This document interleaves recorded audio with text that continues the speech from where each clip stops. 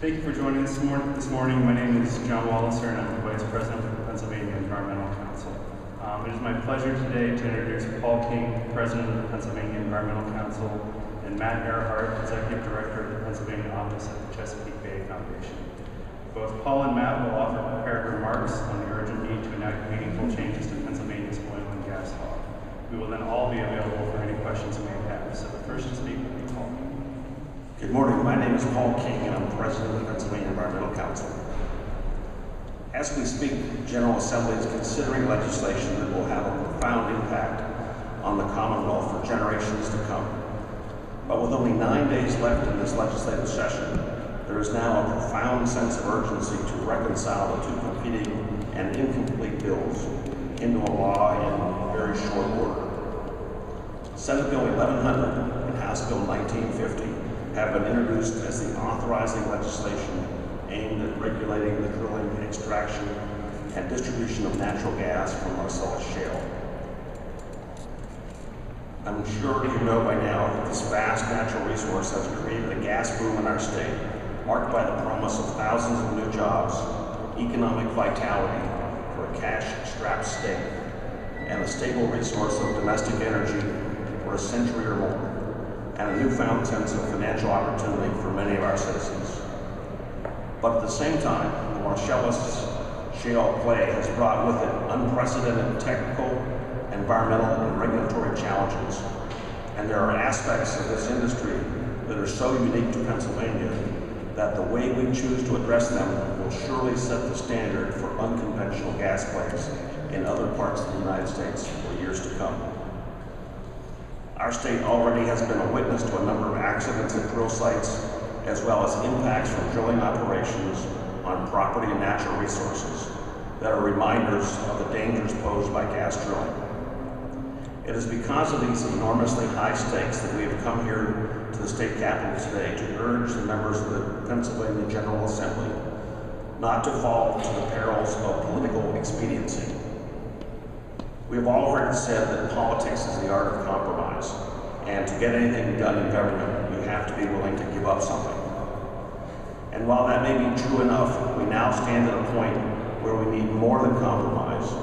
We need the best environmental safeguards identified to effectively regulate this industry. Separately, the Senate Bill 1100 and House Bill 1950 provide key pieces of the puzzle, but alone they fall well short of what is required.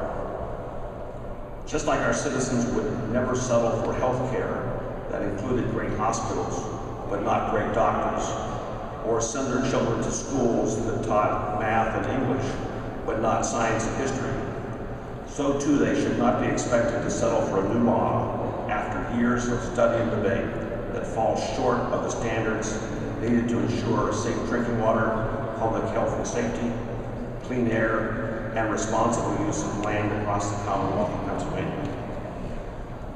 So, in May of this year, the Pennsylvania Environmental Council and the Chesapeake Bay Foundation submitted a detailed proposal for amending the oil and gas law and creating a framework for comprehensive management of this industry. Both organizations have pursued this proposal through the Governor's Shale Coalition Advisory Commission, and many of the key elements of our proposal were adopted recommendations in that report. Many are also reflected in Senate Bill 1100 and House Bill 1950. Everyone agrees that significant changes need to be made to the Oil and Gas Act, and that protecting Pennsylvania's environment from inadequate regulations is non-negotiable. So after years of study and lengthy debate, the time to act has arrived. And we now have before us an opportunity to get this right, or to get it half right. So we've come today with our Get It Right list. This list covers 3 general areas: amendments to the Oil and Gas Act that we believe are needed, local land use controls, and the need for an impact fee. Before Matt speaks to the specific amendments to the Oil and Gas Act, I'd like to offer perspective on land use controls and the impact fee.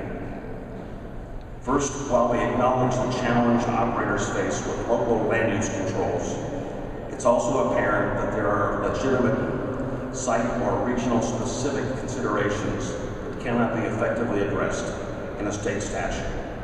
We need more appropriate and just compromise between the extremes of blanket exclusionary zoning and blanket statutory preemption. Second, a reasonable and uniform impact fee or severance tax must be enacted to provide meaningful additional support for resource management agencies tasked with growing responsibility of overseeing this industry. While agencies like the Department of Environmental Protection have successfully put more boots on the ground for inspection and enforcement, they have been subject to unprecedented budget and staffing cuts over the past several years at a time when they've been asked to do more and more.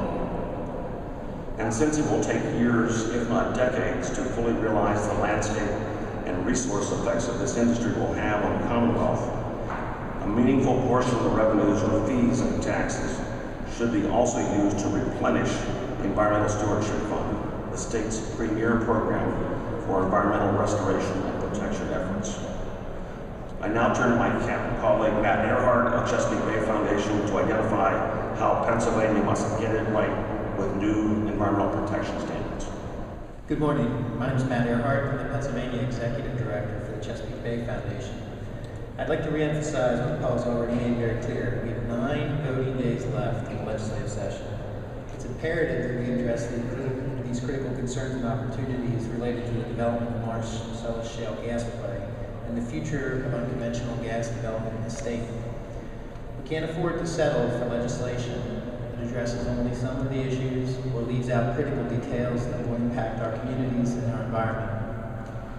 The Pennsylvania General Assembly must enact comprehensive legislation that brings the Antiquated Oil and Gas Act up to 2012 standards, fully addresses the concerns, provides protection from real environmental impacts, and ensures public health and safety and economic security for our communities. It was my privilege to serve on the Governor's Marcellus Shale Commission.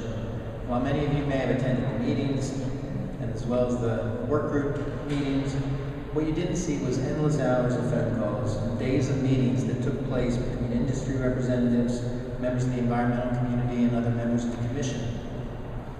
This effort yielded 43 specific recommendations from the Public Health, Safety, and Environmental Protection Work Group, several additional recommendations from other work groups. While the conservation and environmental interests on the Commission did strenuously object to a few of the recommendations, the vast majority had the unanimous support of the full Commission.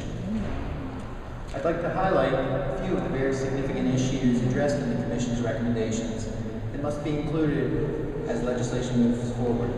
I ask you to indulge me in a few details simply because the details of this issue are so important. Drilling setbacks must be increased for our homes, drinking water supplies, as well as Pennsylvania streams and waterways. The Oil and Gas Act must increase the minimum setback distance from a well pad to a stream or body of water from 100 feet to a minimum of 300 feet. Increase to 500 feet if that waterway is designated as high value or exceptional. Additionally, a 100-foot setback not just to the well, but to the limited disturbance from the well pad must be implemented to protect our waterways from encroachment. The permitting process must be enhanced to ensure that all appropriate data is collected and assessed concerning the site plans and conditions, with first-hand affirmation that all conditions have been properly implemented before drilling activity is allowed to begin. We must require enhanced inspections, and we should further note that it's wholly inappropriate to outsource the review of permit sufficiency to third parties in the name of expediency. The financial assurance and bonding for well site operations must, at an absolute minimum, match the potential costs associated with well site accidents or other impacts. Fines must be increased, and DEP must be enabled to assess civil penalties. DEP must also be given clear authority for more robust water resource management. This includes water withdrawal review and the manifesting and tracking of wastewater from cradle to grave.